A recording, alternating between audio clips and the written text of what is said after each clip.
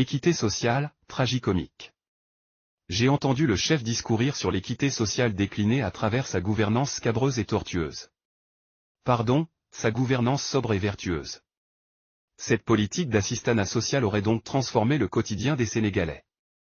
Bien entendu dans le bon sens, si bien que nos compatriotes vivraient beaucoup mieux qu'avant 2012. J'aimerais bien croire ceux qui propagent cela. On nous cause de pistes rurales, de lampadaires, de bourses familiales et autres libéralités accordées à des ménages qui deviennent chaque année plus nombreux, si bien que le gouvernement cherche encore à nourrir ces damnés de la terre, dont certains vivent pourtant sur des terres fertiles qu'il peine à mettre en valeur. Et en cette veille d'élection, toutes les structures dédiées à l'assistanat se démultiplient pour aller corrompre ces ménages indigents dans le monde rural. Mais voilà, on aura beau essayer de voir sur les visages de nos compatriotes ce bonheur dont se gargarisent nos gouvernants, on ne découvre que désolation et tristesse.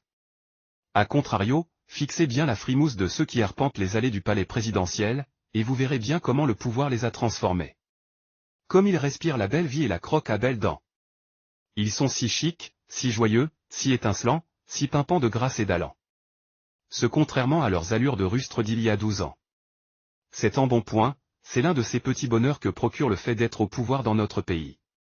Avec leur thune mal acquise, ils se construisent des maisons dans la capitale et leurs patelins d'origine s'offrent de belles voitures et de belles femmes pour les mecs, pendant que les bienheureuses élues subissent de belles transformations plastiques tout en se couvrant d'or.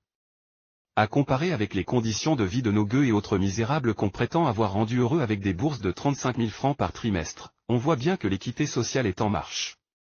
C'est dans cette atmosphère morose que des gens viennent agiter un probable report de la présidentielle. Or, il faut absolument que les élections se tiennent à date échue. Si tant est que l'opposition veut se débarrasser d'un pouvoir mal en point et qui pourrait se révéler plus dangereux qu'il ne l'est actuellement en cas de report. L'équité sociale, c'est également laisser le processus électoral suivre son cours. Le vin étant tiré, il faut le boire. Et tant pis pour les frustrés.